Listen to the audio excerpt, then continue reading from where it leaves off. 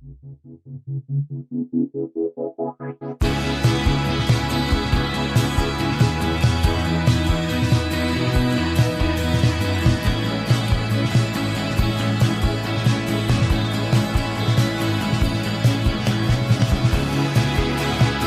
listening to 100 Words or Less with Ray Harkins. Well, we're here again. Thank you very much for downloading this podcast because it is indeed a special episode because we are celebrating the 10-year anniversary of this show. I've been doing this podcast for actually over 10 years if we're being nitpicky about it, but for those of you that have listened to this show evolve over time, I commend you. I really appreciate it. And trust me, it is not lost on me the fact that I can spend all of my time focused on podcasts and the podcast world. To be clear, this podcast is not making me money to the point of where I am just doing this as a full-time job. Abundantly clear about that. I don't care. I love the fact that this thing provides so much value to people who care about independent music, punk and hardcore, and all the things that keep us attached to this scene. Because I find that as I grow older within this music scene, I care about it so much more. Even though I spend maybe less time with it now than I did when I was, 21 years old or whatever. I really appreciate this podcast, this vehicle for expression, and it's awesome to be able to share it with you. And trust me, this just sounds very sort of self-congratulatory, but I'm very proud of this. The fact that we've been able to build this community where, people just check out the show on a week-to-week basis, and that's incredibly meaningful. So thank you. Even if you're listening to this podcast for the very first time, there's 10 years of shows you can catch up with. You don't need to listen to it in, descending or ascending order. You can listen to whatever it is that you want. You will hopefully hear a progression over time. But I genuinely thank all of you for listening because I have a white whale guest on this show. Anytime you're marking any sort of anniversary, it's always like, oh man, I want to do something like special and kind of wrap my head around this. And I was able to chase down a person who I had wanted to speak to, and we actually joke about it a few times in the interview because he's like, "Oh yeah, I remember you texting me a while ago. I remember you emailing me, and I just, I wasn't in the mood." And I'm like, "I understand." Anyways, Chris Higdon from Elliott and Falling Forward and Frontiers. Elliott is a total all-timer band for me. I was able to see them a few times when they originally existed, touring off of U.S. Songs and False Cathedrals and even Song in the Air. I watched them progress as a band, and I loved every step of the way. And I'm so excited they're playing shows. I have tickets to see them in the next few weeks. Very excited about that. But Chris was always a really interesting figure because he played such a big part of, obviously, the Louisville hardcore scene, playing in Falling Forward. And then Elliott loomed large within the, emo indie rock scene. And then I think a lot of people just aren't even aware that Frontiers existed. But Frontiers, if you have not listened to those, it's an EP and a full length, please tap into it. I'll, of course, include that in the show notes for you to listen to. But I pursued Chris for a long time and finally was able to shout out to Vic Martin, a great friend of mine who was able to connect the dots. And finally, we got this over the hump and we had this conversation. So you can always email the show, 100wordspodcast@gmail.com. I appreciate any and all feedback. You also heard a new song at the top of the show from a good friend of mine named Eugene. He plays in a band called Tapestry Gold. I will link it up in the show notes moving forward where you can check out the music that he puts out there. He did my last theme song, and for a couple years, I was like, you know what? I want to change it up a little bit. And he had these really, really beautiful songs, and I wanted to feature them. So thank you very much to Tapestry Gold for supplying the theme music moving forward, probably for the next couple of years until I feel like I want to change it. You can also, it's free, completely free. You can leave a rating and review on Apple Podcasts or just leave a rating on the Spotify platform. All those things help the show get discovered. But most importantly, tell your friends because that's the best way that this show can spread. Anyways, I do just so thankful of this show existing. It has opened up so many doors for me, not only professionally, personally, meeting people who I really genuinely care about their music. And I just love that this thing exists. So anyways, here's to 10 years. hopefully 10 years more, maybe 15, 20, maybe I'll just like hand the show down to my child as like a part in my will where it's like, here's the RSS feed, kiddo, in oh, that sounds dark. But anyways, thank you for listening. I will continue to do this until, I can't do this anymore. So here's Chris Higdon from Elliott, Falling Forward, Frontiers. And for those of you that are unaware, Elliott is reuniting and playing some shows. I can't recommend you making trips out to wherever you possibly can see them, because I saw them a few times when they existed, actually a lot when they existed, and they're an incredible band. So here we go. Here is Chris from Elliott on the show.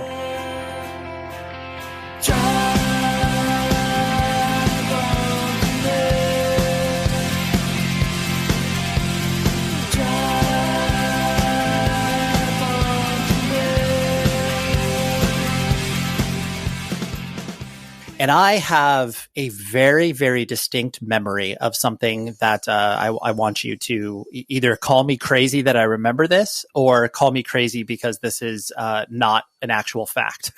But okay. Follow along here. So when you first started touring off of around the US Songs era, you had this, philosophy / uniform that you guys wore when you played, of white button-down shirts, black pants, whatever it was. And the idea was, and I want to say I remember this based off of an interview that you did in some zine, where you were wanting to create a blank canvas so people wouldn't know what you sounded like, because obviously you were setting up your equipment. And if someone sees you wearing a Madball t-shirt, clearly they know you're going to sound like a hardcore band or whatever. Am I insane for remembering this, or was this an actual thing that you guys were doing? Because the first time I saw you, I want to say, okay, good. Thank you. Yeah, you're not crazy.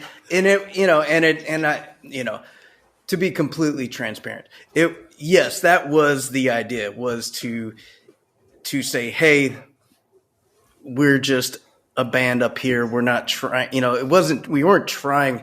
Sometimes I look back and I'm like, oh God, it looks like we're just being pretentious, or, but we were trying to give a blank slate. But it's also because I didn't want to be the guy to say, hey, you wear this and you got to wear this and you'd wear, I was like, let's just all wear the same thing. And it wasn't as much like a uniform as it was just like, let's not give off the vibe of, the typical like, oh, that guy's into hardcore because he's got cargo shorts on. This guy is into indie rock because he's got tight black jeans on. That was kind of my thinking on it, but it lasted a while. We went white shirt, black pants. Then we went, that white shirt thing was a disaster on tour. So then we went all black, sure, all black shirts and jeans or pants. And then finally, I think it was on a hot water tour, just like everyone was just like, I'm done with this. And I was like, fine, I'm not going to. I'm not going to force it. Yeah. I'm not going to die on this hill. So everybody wore their, civilian clothes, and that's where it went from that point on. Right. I just, I find it so, not only informative in my own brain, but I think it was, the articulation of that idea, especially because, that was clearly pre-internet, where you didn't have to. Yes, of course, there were times where people published pictures in their cut and paste zines or whatever, but you didn't have to reckon with the fact that you knew what a band sounded like immediately. There's that mystery. You could show up to a show and be like, oh, like I remember, I'm fairly certain you guys came out west once with that band from Long Island, Inside, correct? That's one throws me a little bit. I'm not sure. No, it's okay. Well, regardless, it's one of those things where it's like, you going to a show to see one specific band, but not knowing what the other band sounded like. That was exactly what you guys were trying to accomplish, where it's like, oh yeah, you don't know what we sound like until you have to reckon with our music, whether that's good or bad. Exactly. Yeah. And, and back then, yeah, like you said, it was, for me going to a show, and usually here in Louisville, the scene at the time when I first started going to see things, we went for the local band. We did not go for the national touring act that was playing with them, right? And so, but then we would see them, and then obviously we would, love them, buy all their merch and buy all, their records and whatnot.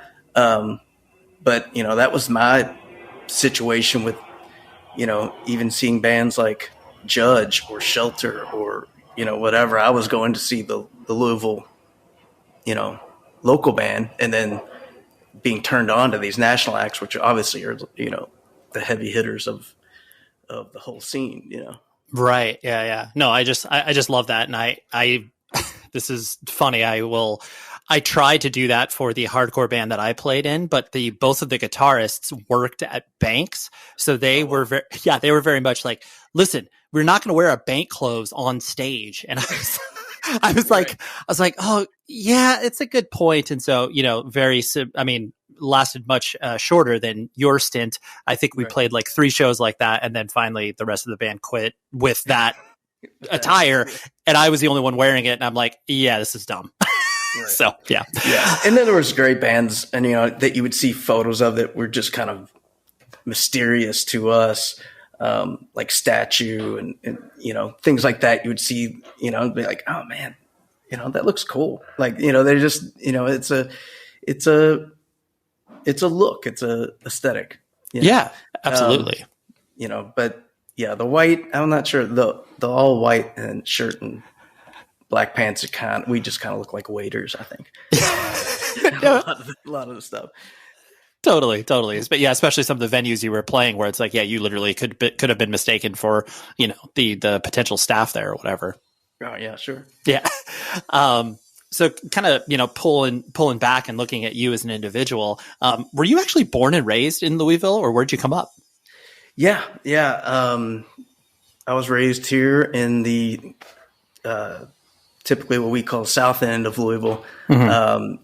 It's more of the kind of blue collar working, man area, if you will. And Shively, Kentucky, close to Shively.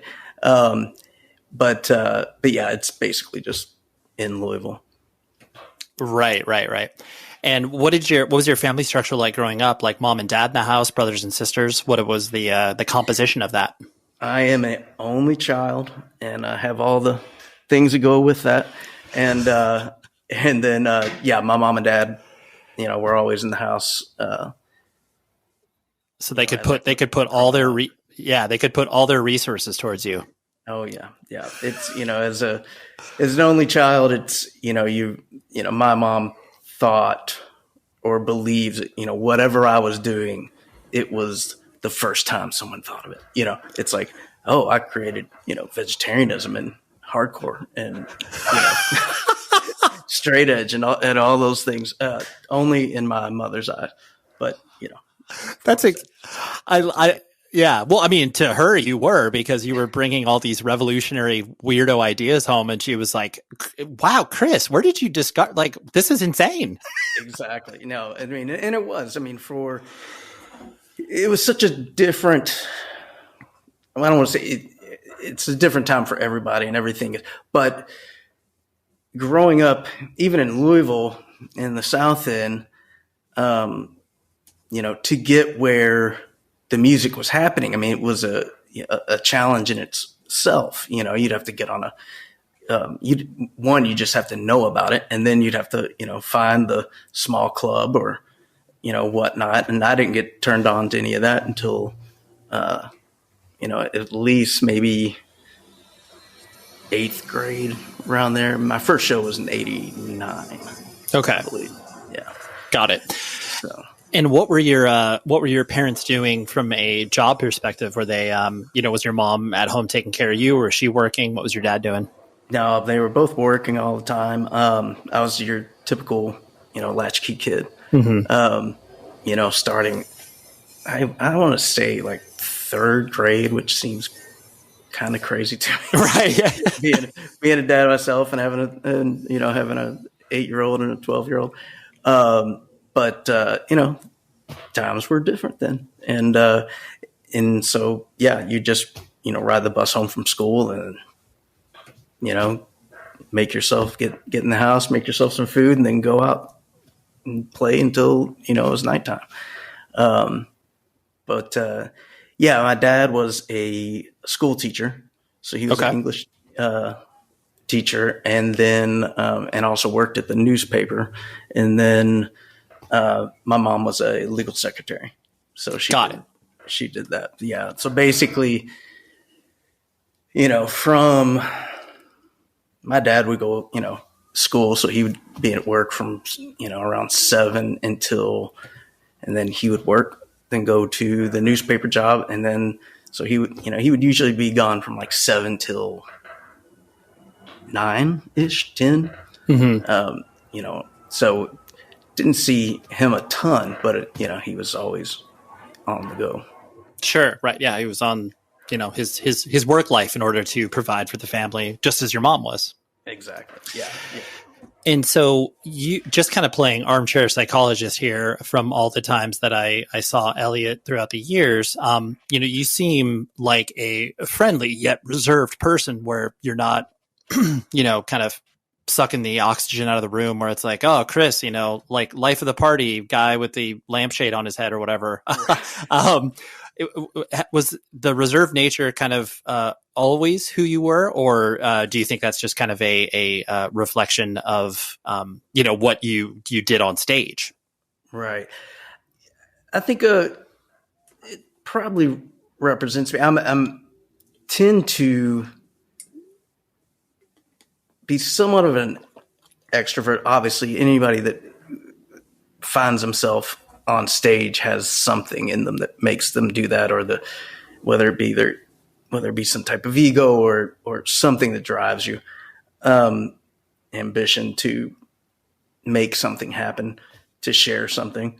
But if you talk to I have a tendency to be a punisher of just like talking and talking and talking. But, I think for me, maybe that the way I did come off, especially with the band, was about we were here to do this, and it was fairly all business when it came down to like being at the show, performing the show, getting to the next show. I think that's maybe, and then I couldn't really talk a ton because my voice would just get blown out, especially at that time when, you're playing clubs and people can smoke, and, it was just, I had to kind of be a little bit reserved. But I do believe on stage too, when you're performing, you want to give the music and the band its space to kind of be. If I was cracking jokes in between songs, it just doesn't play well. It's not who I am, and it's not what the band kind of was about. You know what I mean? I've saw so many bands where it's like, their music is this emotional roller coaster, and then in between songs, the guys, yucking it up, and it's like, it just doesn't, you lose that momentum. So I'd rather just keep my mouth shut. Right. I appreciate that description of it, because it does, especially when you're talking about music that you are trying to create not only an atmosphere, but you're trying to put forward, some sort of idea of how people can potentially reckon with the music. And yes, there is that juxtaposition that can be sometimes had. That's like very funny, where, a really light band is like, total jokesters or whatever, or vice versa, where it's like a really heavy band is, a jokesters. But yeah, I totally get what you're saying, where it's like, like we'll stick to what we know that we do, and I'm not going to try to be a stand-up comedian between the songs. Yeah, exactly. And some bands, that's, was their thing, and that's what actually made them great. Was the antics and, whatnot. Yeah.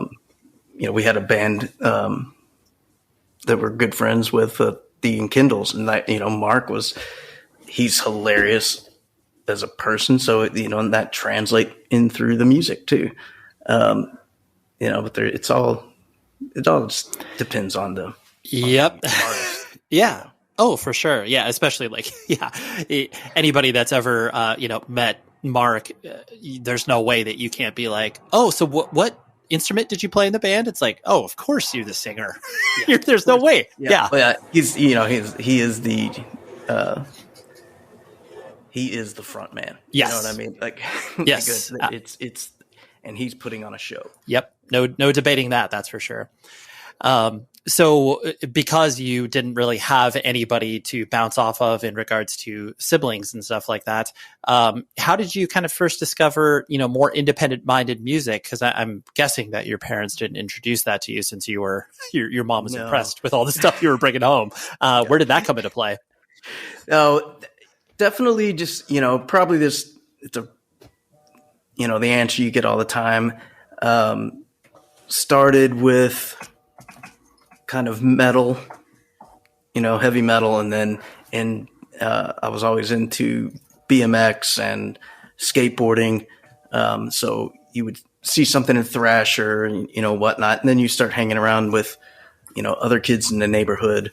And my buddy that lived down the street, Matt Lozier, he turned me on to, his brother was into local punk scene. So, he made me a mixtape and, it had Endpoint on it on the one side and I think Black Flag on the other. And that's how I kind of first got into it. And then once it was kind of explained to me like, oh, here's the scene, here's the music. Oh, and here's, straight edge. Here's this, here's vegetarian. I mean, it took a good couple of weeks for everything to kind of like start clicking. But then as soon as it did, it was like, oh, this is it. This is what I want to do, not be in a band, but just be part of that community. Yeah, the band thing didn't come for years later. Right. And it was, and that's where right at the same time I was, getting into photography. So like that turned into a thing that I could do and be a part of and, take pictures of bands. And that's kind of how I, kind of integrated into that world. Right. Well, that's cool. I actually did not know that you were, I know you were obviously a photographer from a profession perspective. I just didn't know that you were taking pictures of, like, that was your kind of first entry point to, how you're contributing to the scene. I mean, I know you took that, Right. the Ink and Dagger 7-inch picture and, Right. those other random things, but that's cool that you were Yeah. shooting photos. Yeah. So it was, the first, kind of stuff. Obviously I was just taking a camera into shows and shooting live stuff. And, but then for the Endpoint guys, kind of, was able to shoot stuff for them. That Catharsis record, I did that album cover, for that. And so Was it the Samsara cover? It was the cover with the, just the silhouette. Oh, sure. Yeah. Just that's black cool. and white. Yeah. Yeah. And, so it was just kind of started rolling. And in 90, I would have graduated high school in 92.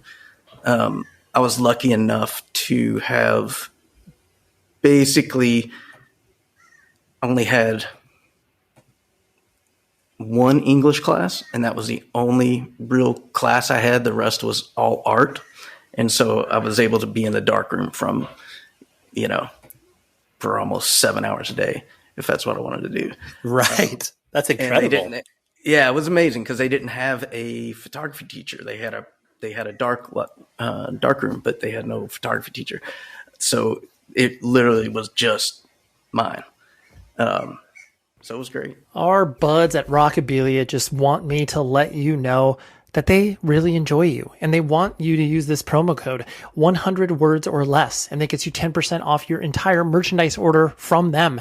They have so many things for you to possibly find from a merchandise perspective.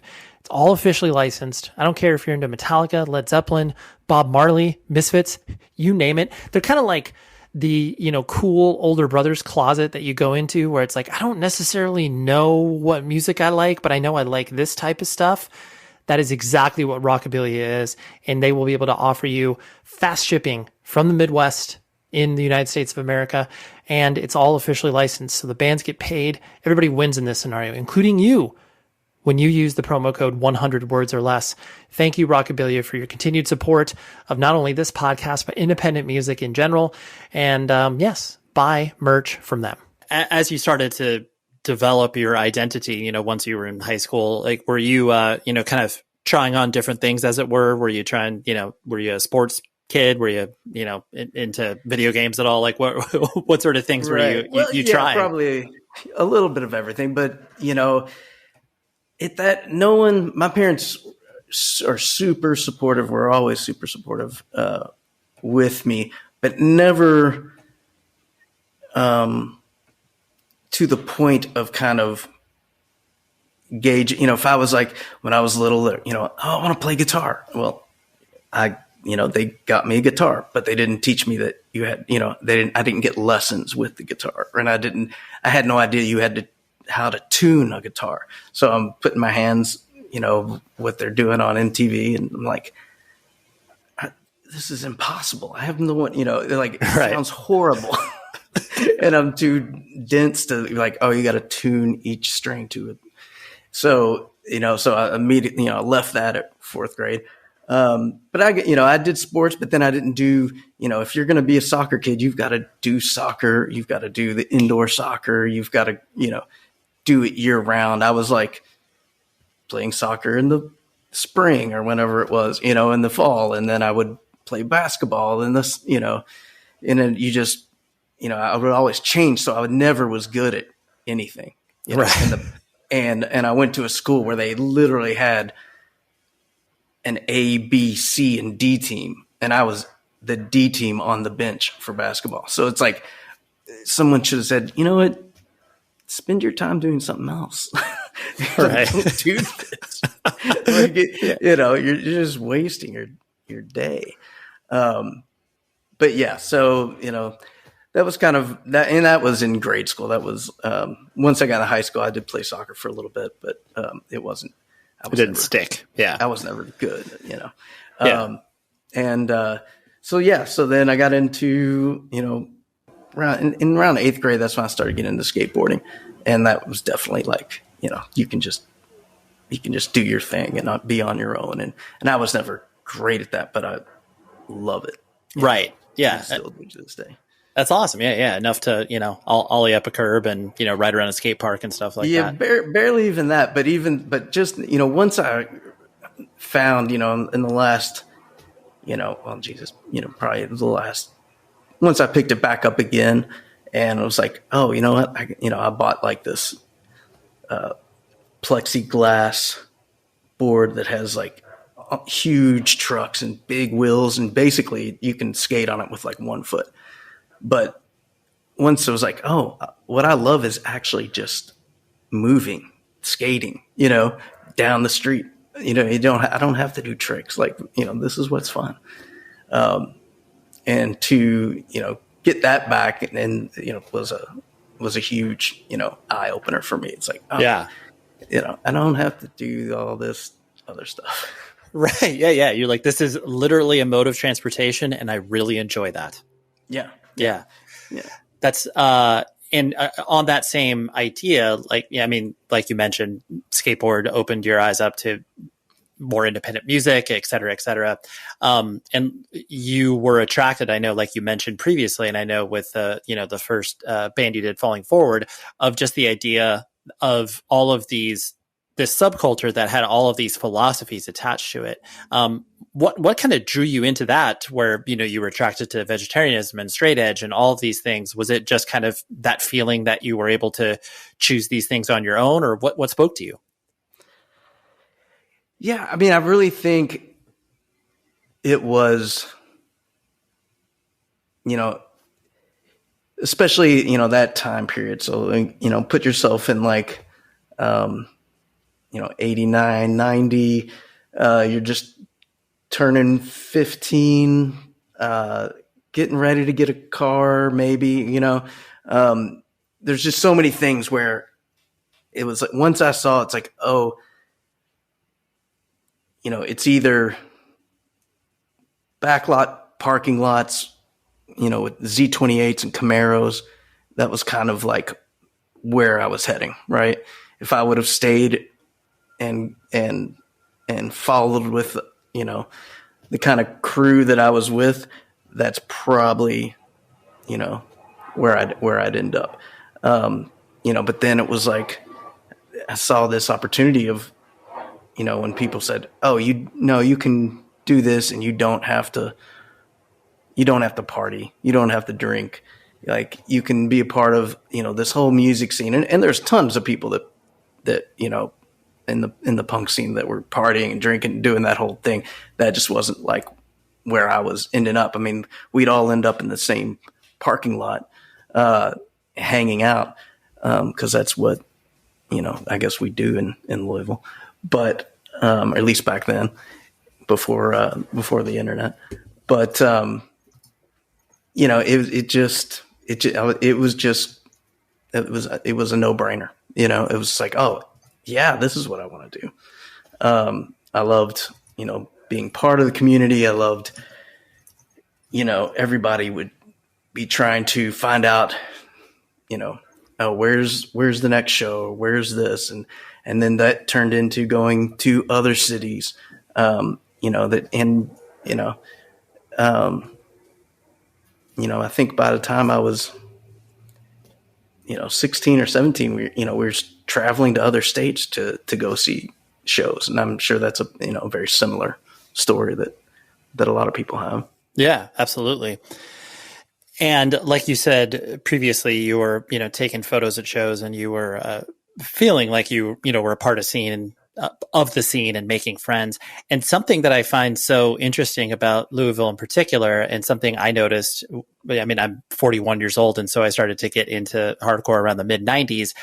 Right. I look back at that time, especially, it's like in Point, and like so much was happening in a place that ostensibly was very weird to see. Right. I mean, the coasts, you would make sense, but then it's like, what's happening in Louisville? And like, these shows are huge. Like, so I'm guessing as you started to go to shows and start to see, like you said, the local bands were the big draw. Did you, I guess, notice that there was something, for lack of a better term, special, or was it basically just like, oh, this is really exciting? Yeah, no, I mean, I feel like, well, I don't think people fully realize how, we had this scene where, it was every weekend, there would at least be 100 to 200 people at a show every weekend, maybe 2 to 3 nights in a row. And if it was, a big show, there could be, anywhere from, 5 to 700, 800 kids, especially after the whole grunge thing kind of came in and the kids started, taking guitar rock, that became, more popular right at that point. So if you could go to a local show, that's what kids did. Yeah, with bands, I could name, King Horse, Endpoint, Crane. Before I really got to go see shows, we had Squirrel Bait, right? Rodan, and then later on Shipping News. I mean, there's just so much that was going on, and then you've got everything that the Patterson brothers were doing, and and they were they were a little further out from Louisville, but would either bring bands out to where they were, or they would come in. Yeah, I mean, Louisville is an island within Kentucky. It's kind of its completely own thing. We're obviously kind of we're obviously in a red state, but Louisville is not. At least most of the time, it's not like the rest of the state. Right. And I just found it so interesting too, just like you were talking about, there's all this, I mean, and all of those bands like sounded so drastically different. There was this, interesting undercurrent of combining, indie rock, hardcore, all the bands played together like many other scenes. But the size of the shows, like, I mean, In Point playing to 500-600 people, like that was just really insane to think about, especially in a place that, just like I said, did not seem like there was, this attraction that, you on tour, you got to go to Louisville. But it was just like, it's like you guys built that scene up to the point where it got so big that people had to recognize it, Right. And it was, I hate feeling like the old guy, but it was, magical as a kid to go to these things and to be a part of that community. And, it was, I remember I just found some slides that, some of the first not bigger, but some of the first Falling Forward shows that we played, we would, have this kind of slideshow going behind us. And it was photos of, that I would have taken over the, months before, of just, all the kids hanging out and all of us just, doing whatever doing, being at the club and whatever, and having that kind of, flash behind us. And then obviously trying to be, there'd be some things would be cheesy and, be, things about the scene or, whatever of unity and, all this stuff. But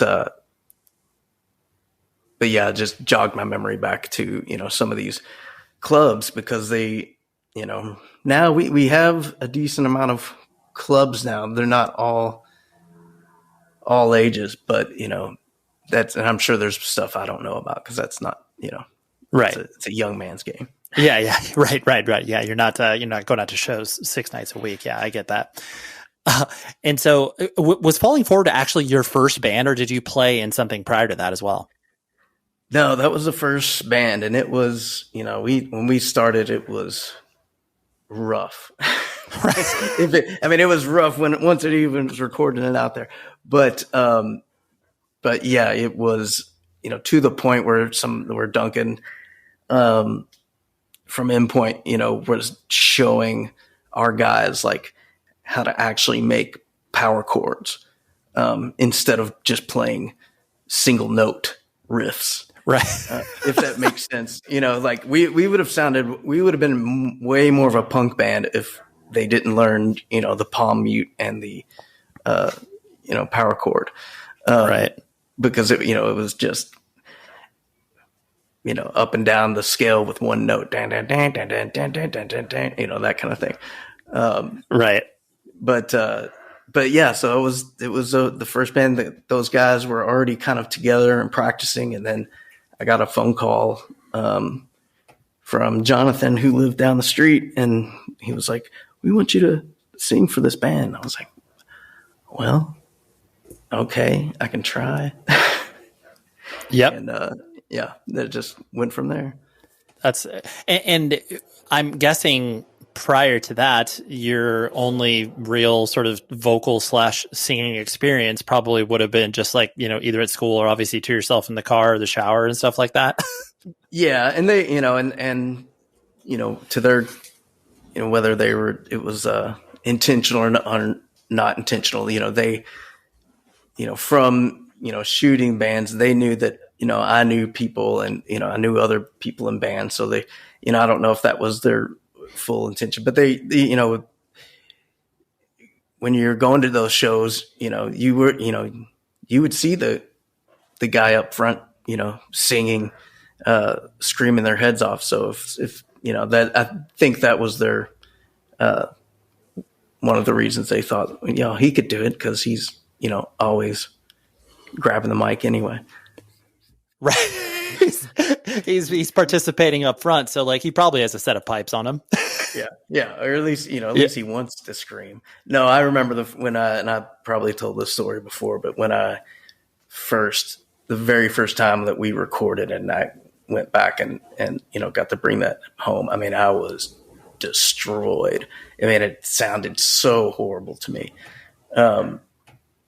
Hearing your voice for the first time recorded is, it's either you love it or you don't. But at that point, I was not a fan. But you just kind of close your muddle eyes. through it, right? Right. Yeah. You're like, well, hopefully I don't sound like that when we play live, because I'll be, not I'm not going directly into people's ears. There's a bunch of other sound going on.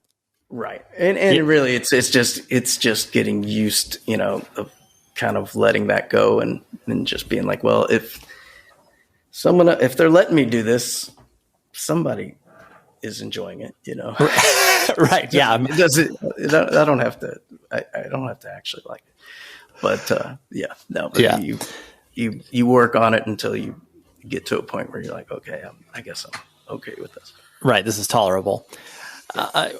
With what was kind of the life path, for lack of a better term? Because I mean, clearly, like you said, playing in a band wasn't something that, was cool, but not to the point where it would be like, oh man, I can't wait to, play in a band and tour the world and be a rock star or whatever. What was the idea of, like, did you go to college? Like, were you trying to pursue a quote unquote career, as it were?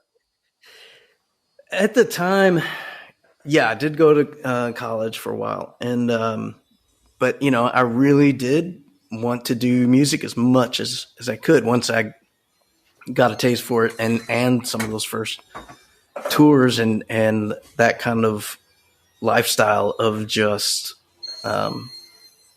connecting with people, meeting new people, going out, and that was at a time where, it seemed not feasible as in, oh, we can make a living at this, but we can do this and reach a lot of people.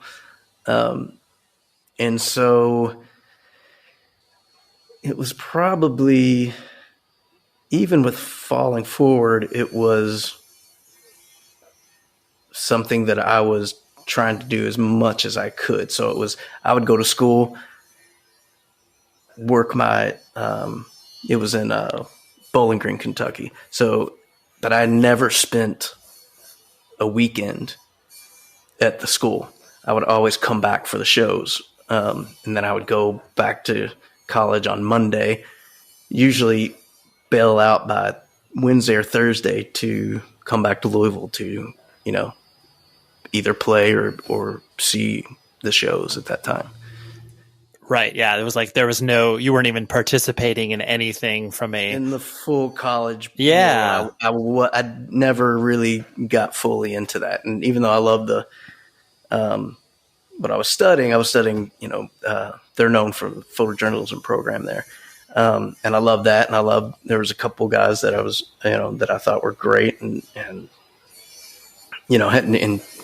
have since, had amazing careers in that world. But if I was just too focused on the music and finally just kind of, I think I left and I had another year to finish, but yeah. Sorry guys. Gotta go on tour. Sorry. Yeah. And probably not the smartest decision. I probably should have just, finished it up so I could at least have that for him. But, it's okay. You made the right choice. I'm endorsing it. It all worked out, and I feel bad because, the same goes for some of the members in Elliott where, Kevin's dad still to this day when I see him, he's like, oh, you're the one that made Kevin drop out of college. I'm like, sorry. Yep. But Kevin's definitely, followed his heart and dream and everything that he's been doing. And it's turned out great for him too. I'm ecstatic to tell you about our partner, Evil Greed. What are they? They are a highly curated merchandise provider from Berlin, Germany. I know that sounds very fancy, but in short, they act like a record label where it's like they handpick bands, labels, and artists that they really wholeheartedly enjoy, provide a web store solution for them, and then you as the consumer can win when you use this promo code 100 words. That gets you 10% off your entire order. They have so many cool pieces of merch from bands like Power Trip, Def Heaven, Nails, and they also work with labels like Triple B, Sargent House, and so much more. Trust me, in going to evilgreed.net, poking around there, you're going to be able to find some really rad merch. And I know you hear Berlin, Germany, and you're like, do they even ship to the United States? Simple answer, yes. And it gets to you lickety split. They actually specifically sent me something just so I could experience it. And I was like, yo, this is like less than like 7 days. You got this to me? Oh my gosh, this is incredible. So go to evilgreed.net, use the promo code 100 words. It gets you 10% off your order, and go buy some merch. Power Trip. Why not? Who doesn't need another Power Trip shirt? When you first started to, like you said, go out of town and play shows and tour and everything like that, did you enjoy tour with, Falling Forward and then subsequently with Elliott, like just that idea of, getting out there and playing shows? Or was there kind of an underbelly that you weren't expecting of, oh, wow, these drives are really long. Like, how did you react to tour? I think fairly well. Like I said, we're so focused on, or at least the way that I, really started running things. We wanted to make sure, especially Falling Forward didn't tour a ton. We would do a lot of weekends out, and then we did some East Coast stuff with Endpoint, and then we tried to do a Florida. Well, I guess we did it, but we did a Florida tour, which is, I have no idea why we did that, but it was good. I mean, some of the shows, there was a handful of shows that were good, and there were some that were not great. But that ended up ultimately breaking up that band after that tour, I remember. And then, then I started thinking about, what Elliott would be. And that was basically me, having to learn how to play guitar so that I didn't have to fully rely on, other people. I could kind of at least have something to work from at that point. Right. I enjoy, I call touring, it's,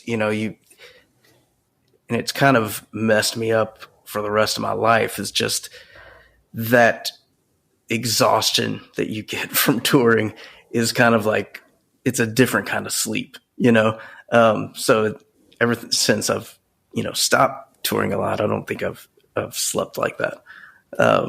But, getting to meet new people, sleeping on their floors. We never got to the point where it was full, even if we did get a hotel room, it was usually, 5 guys in one room kind of situation. Oh, of course. It wasn't glamorous, but it was, but I always loved it. Right.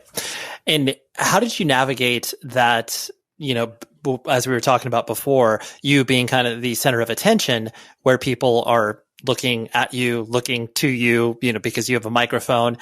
Was that comfortable, or did you have to learn, like you said previously, to know your strengths and weaknesses in regards to that? Right. Yeah. I think it was definitely something that you just have to kind of grow into, I guess. But, I always enjoyed connecting, but also, my main strength was, more ambition than talent, really. I could make sure that we got there, make sure that, everything was in place to sound as good as we could. Doesn't mean that we sounded good, but as good as we could, and just be there. And for us, we didn't tour, with a lot of fully like-minded, exactly the same sounding, kind of bands that we were. And that was fairly intentional. We wanted to play to a diverse audience. I don't know that it was the smartest way of doing things. But we did end up playing some unique, shows. I don't know if anybody was enjoying them or not. Right. We did some tours with. I remember we did a Less Than Jake all tour. I definitely remember that. It didn't come out west, but I definitely Elliott was such an interesting band too, because, and I know many of your peers, whether it was, Jimmy Eat World, Get Up Kids, Mineral, all of those bands that obviously came from the, hardcore or punk scene, and then didn't necessarily have a kinship sonically to a lot of bands, but you would just be like, all right, well, we'll play this because it's, our friends and we know we'll be playing to an audience that will be there. But you guys definitely push that envelope with certain bands where it's like, this doesn't make sense, but we'll try it. Yeah. And it was usually just like, you guys want to open up for this? Yeah, sure. We'll open up for anything. We'll play wherever, Yep. And I think part of that too was, I think the most fun that I had are in the bands that got really connected. We were able to do quite a few shows with Hot Water Music, and I always loved those shows and those tours. That was supposed to be our first tour, and it was one of the first or second time that they took a little hiatus. And at that point, it was Eva booking them, and then somehow we got on those shows. Then they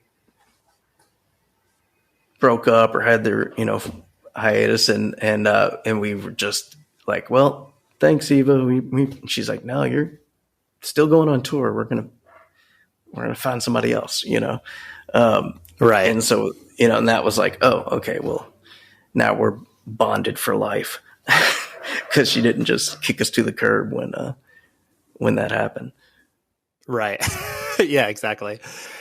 And I'm not going to hit the history of Elliott from a record by record scenario, even though I would like to do that. But I that's it's punishing for maybe some people. But regardless, I know that False Cathedrals clearly sticks out as a record that definitely brought people that might have hated the band previously to understand where you guys were coming from, and that's a very watershed moment.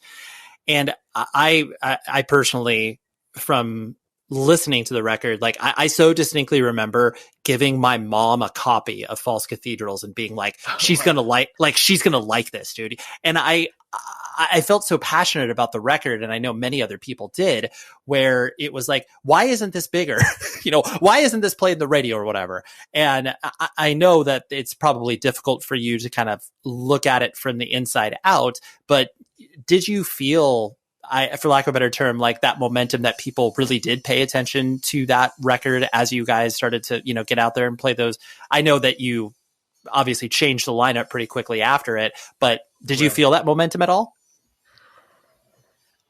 I definitely, we're at a point, where we came out to record that record. And it was our second time coming out to LA to record. We did part of US Songs out in LA as well. And, but we recorded it. The other guys had moved on they had started driving back to Louisville. I stayed there to do the layout with Jeff from Game Face over at Revelation. And there was kind of this momentum, this feeling of like, oh man, I'm proud of what we just created.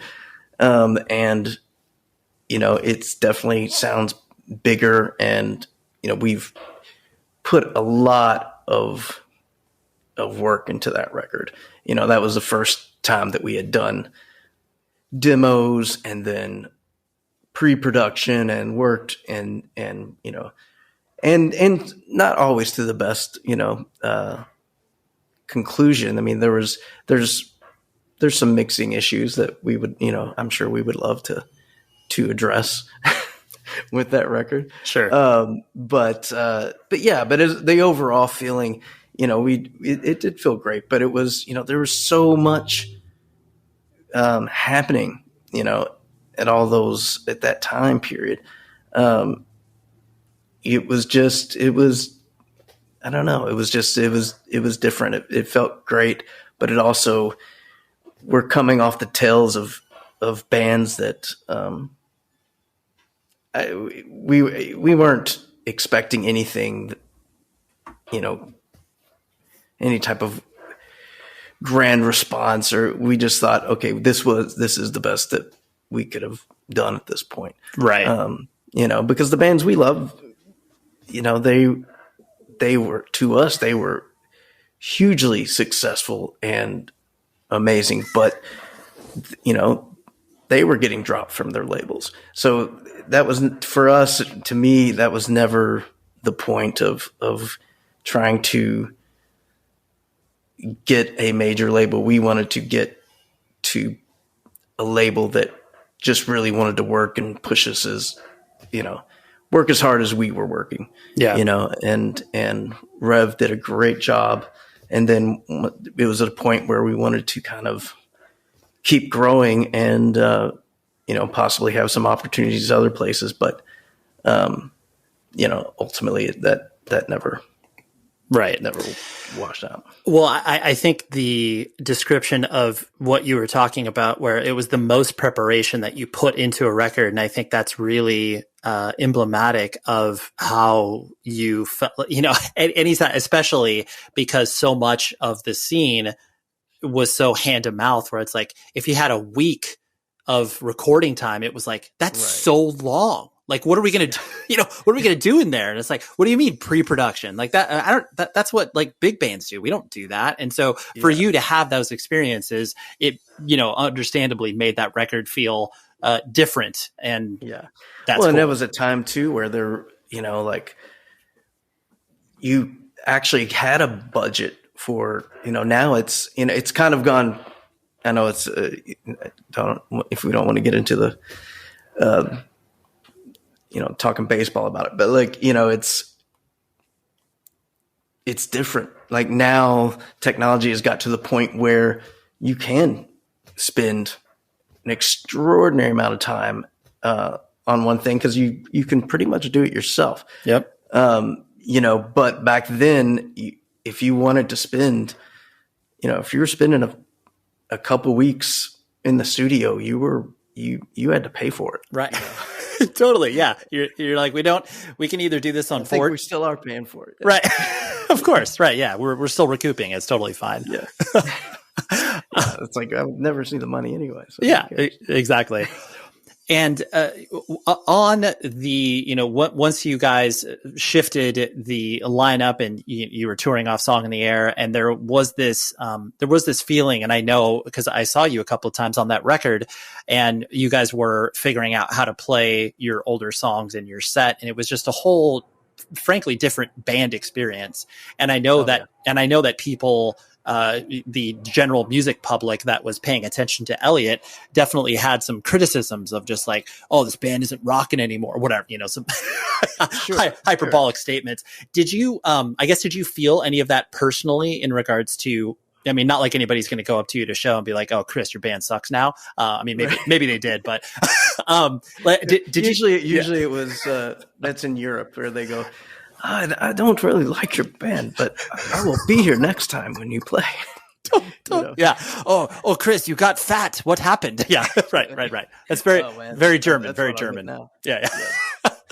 But so what, I guess, did you feel any of that, for lack of a better term, criticism, as you guys started to, you know, go out there and play shows and stuff like that? Or was it generally kind of, you just obviously saw sort of secondhand where it's like, okay, people have an opinion about who we are now? Right. No, it was definitely, you know, we knew what we were doing, and it, you know, for us, it was just about the progression. And we knew that it wasn't, you know, maybe the shows weren't as dynamic or, you know, everybody going crazy on stage. But, I think I was just happy about sonically where we were. And, you know, and that's what's kind of different, and interesting now being able to come back to these songs that really we've never played the way that they were recorded. So it's interesting to come back and to enjoy it, you know. Right. The old is now the new, you know. Totally. There's enough time away. Right. Yeah. And it's, and I'm having to, relearn these things in a kind of completely different way. Because there's, there is part of that, you hear of artists or, saying, who was it? Courtney Cox, who, she doesn't remember being in, doing Friends. And I can kind of relate to that because there are certain things that I just don't remember because they're not that they were traumatic or, but that you're just so involved that, I don't know what happens. It just gets lost. Sure. Somewhere in there. But we knew it. We knew that, we were making some strange decisions. But we were trying to be as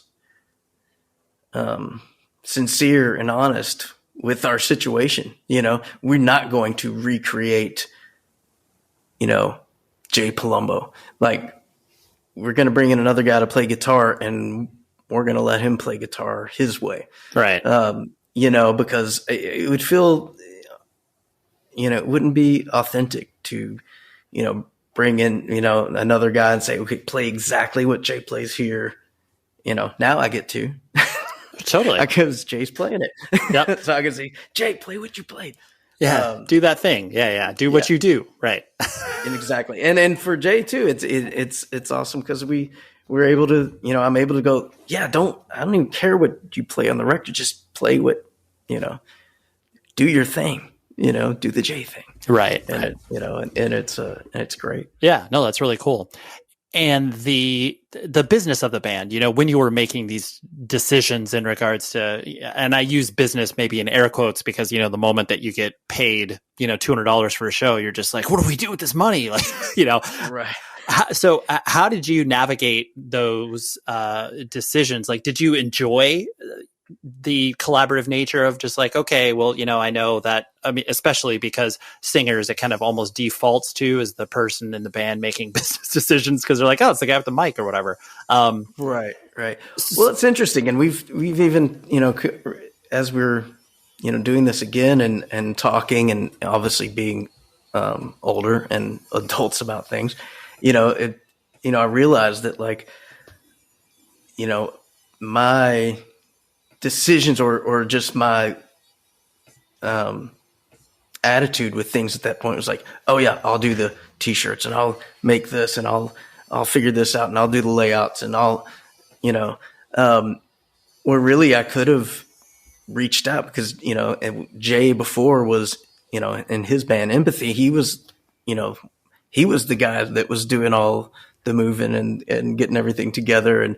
And so it was really, for him to be in a new band and not be that person was kind of it was a learning experience for him, but it took, 20 years to figure that out. Right. Right. But yeah, did I enjoy it? I enjoyed it to a degree, but it just has to happen. And, for me, it was, everyone's on the same level. Everyone needs to work hard. Everyone's, sacrificing to do this. So let's, do it the best we can do it. And, let's, make sure that it's worth it, Sure. And there, there's no money in this, yeah, in this world, of any type of making a living scenario. Yeah. Exactly. And I'm sure they're a band. I don't know how they do it, but there are bands that do it, and they, and it's more, I'm glad, I wish we figured it out. Right. Yeah. Maybe we could have cracked the code. That's right. Was so transitioning out of the rat race that tour life can be. Obviously, there's enjoyable aspects to it, but as you started to not be Chris from Elliott and then turned into Chris as a normal human being that exists in the world, was that a difficult transition for you, or was it exciting because you now obviously had time to explore your photo career a little bit more? How did you feel? Yeah, I mean, probably it's crazier at the time than afterwards, because there'd be times you go on tour, you would play these amazing shows and be with playing with other amazing bands and doing all this, and then you come home and you're serving somebody their bacon and eggs.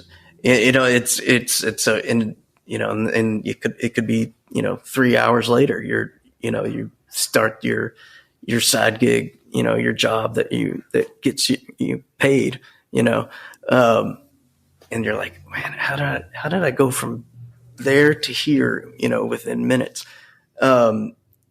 But afterwards it was just, it was really, for me, it was just a time to focus on my relationships and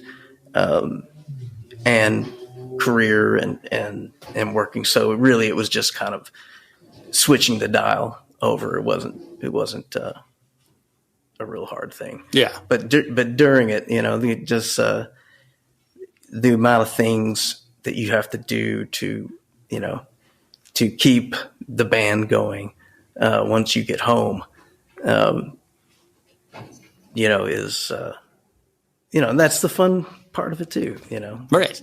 We had everything from driving taxis to working in restaurants and doing the whole thing. Right, exactly. Well, especially too, because at those times when you're making decisions about your life, you are building them all around the band and the availability to be in the band, as opposed to the other way around, where it's like, oh, I can still play in a band, but I don't need to be on tour 250 days out of the year or whatever. And it was, and we were ruthless, and that's, and it's probably partially, it was part of the reasons that, Jay and Jonathan had left. Jonathan had a family, and Jay was wanting to, focus on some of his relationships outside of music. And, but I was just on that track of, no, we need to practice, 4 days a week, and we need to, no one gets a vacation because if one person gets 2 weeks, then the next person wants two right. And then we haven't done anything for 3 months, so I think the first time I had a, quote unquote vacation, was once Elliott had ended. Right. And that's not the way to do it. You need to be a little smarter. You need to, take that time when you need to, it's, there's a balance there, right? You need to find the balance. Yes, absolutely. Yeah. And that was not my strong suit. Yeah. At the time. Understandable. From the, like you were saying a bit ago in regards to, when you guys were making decisions around, Song in the Air and like maybe not working with Revelation, and you probably most likely were, talking to other either independent record labels or major labels, like were there, a funny and or interesting experiences when you were getting, maybe quote unquote courted, where it's like, oh, we got to sign this band and, maybe let's take them out to dinner or whatever. Did you have any experiences like that? Not a ton, not really anything like that, especially from like majors. But we worked with a publishing company early in our career, and really that kind of ended right after False Cathedrals was recorded, because the company was bought by a larger subsidiary, and and they had everybody from Tom Petty to Beach Boys and whatever. And then we recorded that record, and then they got bought, and we were just an artist in development. So we just they were like, no, you can keep that record and see you later. And we're like, awesome. Thanks. Sure. So, but then, after, False Cathedrals, then we were thinking of moving to, another label, Arena Rock. Oh, sure. Familiar with them, with Greg. Yep. And he was super awesome, and he came out and we hung out, and nothing sleazy or weird or any of the stuff. He was just an awesome guy, and we thought that would be a really good fit.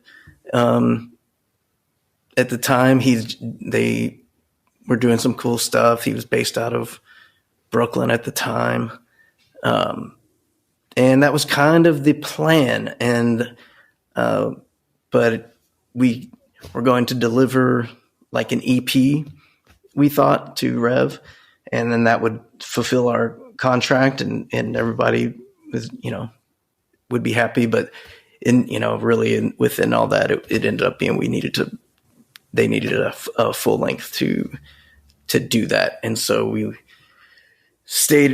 had our own studio at the time, Kevin did. And so we just went back and just kept plugging away at it until we, got a full length out of it.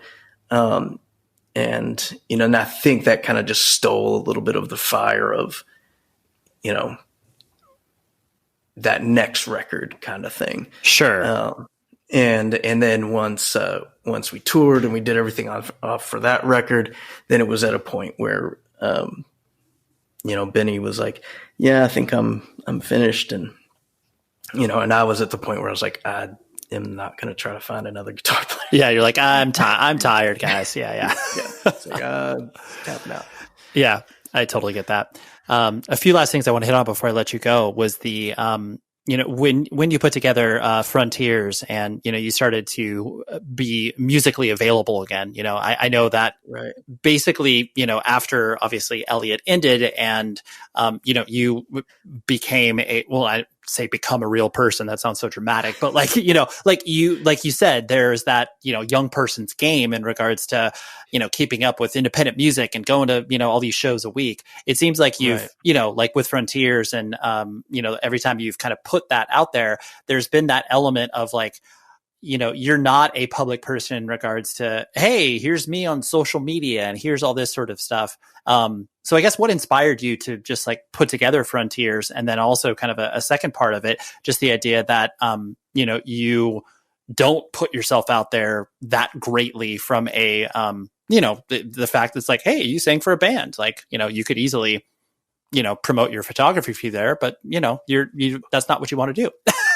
Right. Yeah. I think, well, first with Frontiers, that was something, that I thought was going to happen right after Elliott. Like that I would, I was like, you know what, I'll be able to put something together, and maybe it'll be more of a project type situation. But I knew of, a bass player that I wanted to play with Brian Todd. And so, I mean, it was probably a few months later that him and I were in the talks of playing together, but then it took forever Sure. to put the rest of that together. Yeah. And then that band was, together for quite a long time, but at that point, it was very much and built into the band was, this is at everyone's own pace, again, on the other side of balance, but maybe even a little bit too lax Sure. in balance. Sure. Because it was like, practice is on Wednesday. Oh, I got something come up on Wednesday. That's fine. Practice canceled. Sure. Back in the day, it'd be like, well, didn't make it work, show up.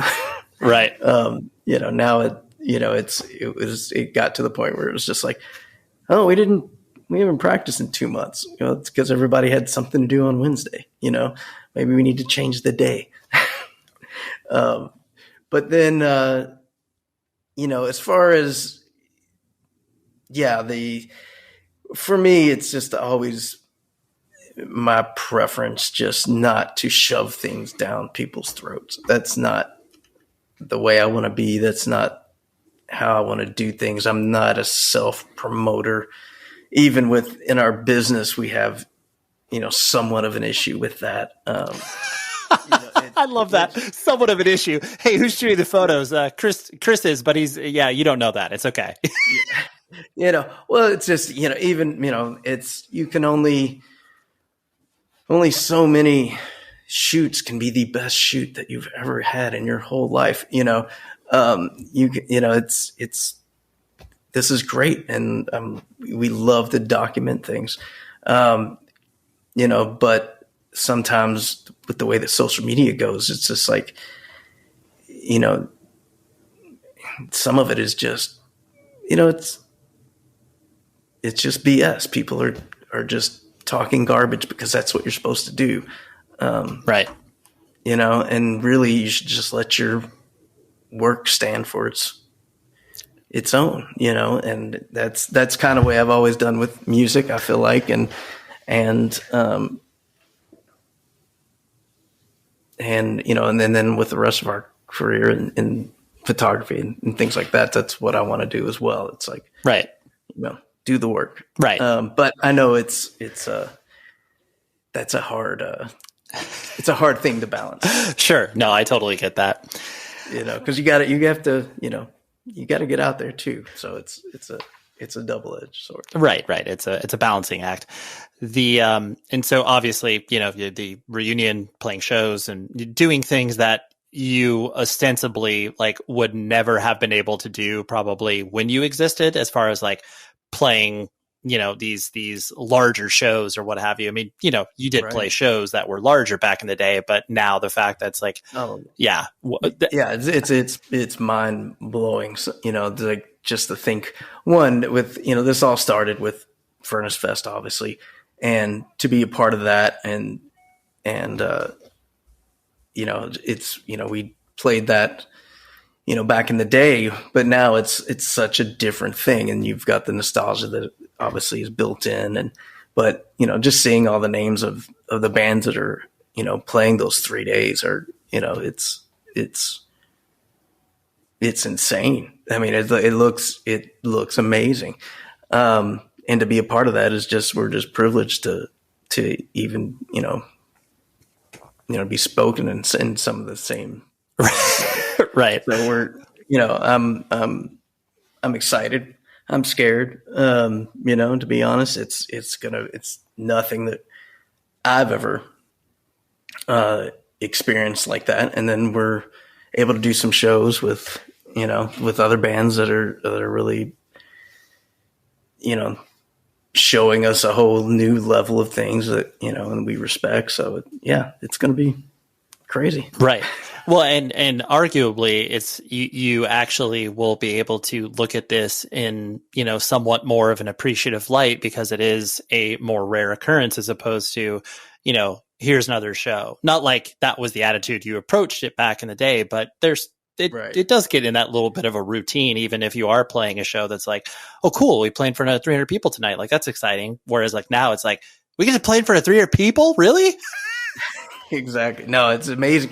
I mean, and as you get older, you realize, just the amount that it takes you to get out of the house to go see a show, that you put that on other people and you're like, if there's 20 people there, that's amazing that they, got a babysitter, or they, right. They took time out of their day, or they, decided not to go swimming and come to this, sweaty show instead. You appreciate things a little bit more, especially from, when we were, teenagers. I mean, that was, you don't have a clue. No, you're dumb. You barely can tie your shoes. Yeah, I totally get it. No, and I don't mean to say it like that, but it's you just don't appreciate some of the things. You're wrapped up in in your life, and that's the way you should be. So I don't mean to say that. No, No. The young are stupid. It's just that you realize how much, you have the time to do that. And that's the point. I think the biggest thing about, and what I try to tell my kids and what, anybody that'll listen, I mean, when you're young, you have the time to devote, 8 hours a day to that one thing that you like. And that's why I think that is why the best music is made by younger people, is because they have all that time. Even if someone right now just said, okay, all you have to do is play music and you get paid, it would still get, my time would still be divided up between family and all these other things. And it obviously should be. But when I think of the bands that I love and the records that were made, it's when they had all this time to devote to one singular thing, Yep. And to be obsessed with that. Totally. Just let that consume them. Yeah, I know you're very right. And on that last thing, the idea that, you are a family man, you have children. How do your kids react to, your bands? Like, do they like Elliott? Do they think it's, just dumb dad music, or how are they reacting to all this stuff kind of coming back into your life? Yeah, I'm not sure. I mean, they're definitely picking up on it and, listening to it. It's not like, I'm not going into the room and they're, rocking out or right. Let me put the If They Will 7-inch. Okay. Come on, guys, let's listen to this. Right. But our sons they both play piano and all that. And when we first started talking about this, then, I did hear, Ewan playing Calm Americans, doing the intro, to that song from the piano, kind of figuring it out and whatnot. But, this will be their first time really seeing, me do this kind of stuff. I mean, Ewan when Frontiers was around and doing stuff, he may have saw him, but he was probably, 4 or 5, when we were doing some of that stuff. But yeah, this will be the first time that they get a chance to kind of see what this is all about, and hopefully they get to see some cooler bands than us as well. Right. Yeah. Cause no matter what, they're going to look at your band like, oh, it's dad's band, but like, oh wow, like these other bands you're playing with, those are actually good. Just kidding. They've got a good sense of what they're into, slowly getting into. Yeah. And, but usually it's, it comes either from, video games or. Yeah. Not you, of course. No. Yeah. Yeah. Cause whatever you're into, obviously, as a parent is not going to be cool. That's right. Right. That's right. Well, Chris, thank you so much for letting me, spring around your brain like this. But big fan of what you do and what you've put out in the world. So thank you very much. I appreciate it, Ray. Anytime. And thanks for doing this. Eternal thanks to Mr. Chris Higdon from Elliott. And please check out Elliott and all of his musical projects. And he is a very talented photographer in the Louisville, Kentucky area. So just look him up on the interwebs and you'll be able to see that. But yes, thank you to him. Thank you to Vic for connecting the dots. And thank you to you, because let's be honest, if you are still listening to this post-roll segment, that means you are engaged with this show. And I really genuinely do appreciate that. So next week, I have another banger up my sleeve. And it's so wild for me to say this, especially after following up with a Chris from Elliott conversation. I have Jeff Rowley, professional skateboarder, featured in Tony Hawk's Pro Skater. This dude, I mean, to say he's a cultural icon, like maybe that is, very grandiose to say, but he absolutely is. I know he loomed large in my life. I just always thought he was cool for, not only the professional skateboarder that he was, but the music choices that he cut into and the fact that, he just changed skateboarding in so many different respects. And I just always appreciated his attitude. So I chased him down and I was like, hey, do you want to come on this podcast and talk about music? And he was like, oh my gosh, can we talk about Discord for like an hour? And I was like, you're here. You're home, my friend. So Jeff Rowley is on the podcast next week. And again, thank you for listening to either this episode or any other episode that you may have dipped into in the past. I really, really, really genuinely do appreciate that. So as I say at the end of all of these, please be safe, everybody.